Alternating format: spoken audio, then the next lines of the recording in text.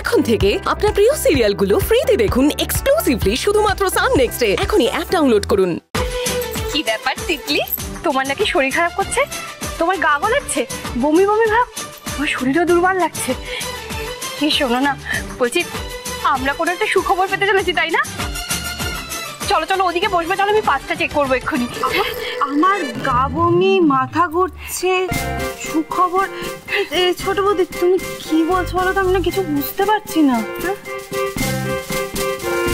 তিতলি দেখো কাকে সঙ্গে করে নিয়ে এসেছি।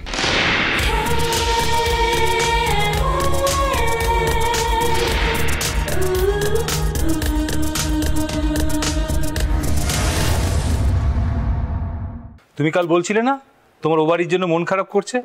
দেখো ও বাড়ি থেকে রাইকাই এসে গেছে তোমার সাথে দেখা করতে। আরে তো বিরাট সারপ্রাইজ আমার জন্য। হ্যাঁ তাই ভাবছি কিংশুকের এত দেরি হচ্ছে কেন অফিস থেকে ফিরতে। হ্যাঁ তোমাদের বাড়িতে সবাই ভালো আছে তো মা? সবাই ভালো আছে, শুধু আমি ছাড়া।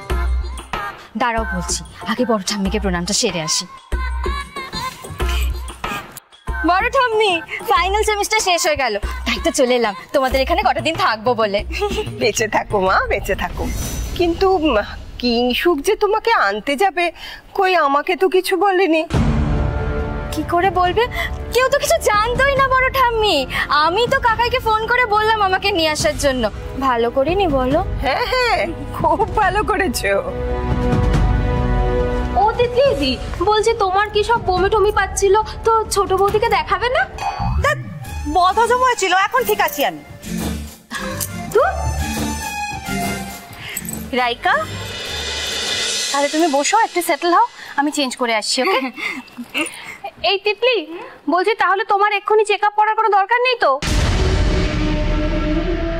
আরে মধুশ্রী, ও তো বললো ওর বদহজম হয়েছে, তোমাকে এত টেনশন করতে হবে না। যাও তুমি গিয়ে বরং ফ্রেশ হয়ে আসো।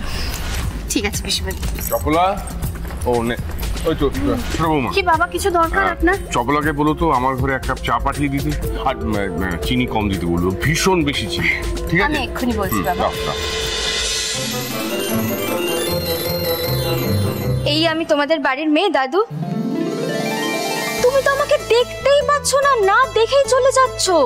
রাইকা কখন এসছো? আসলে আমি একটু কাজে ব্যস্ত ছিলাম তো ঠিক খেয়াল করতে পারিনি। তো ভালো আছো তো? কি করে ভালো থাকবো বলো তো দাদু? তোমরা শুধু মুখেই বলো আমি নাকি তোমাদের বাড়ির মেয়ে, অথচ এই বাড়িতে এত ঘটনা ঘটে যাচ্ছে আর তোমরা আমাদেরকে একটা খবর অবধি দাওনি। তোমাদের সব খবর এখন ওই টিভি আর সোশ্যাল মিডিয়া থেকে নিতে হচ্ছে আমাকে। আচ্ছা দাদু, এই যে তোমার নাতি ফিরে এলো, আলাপ করিয়েছো তার সাথে আমার?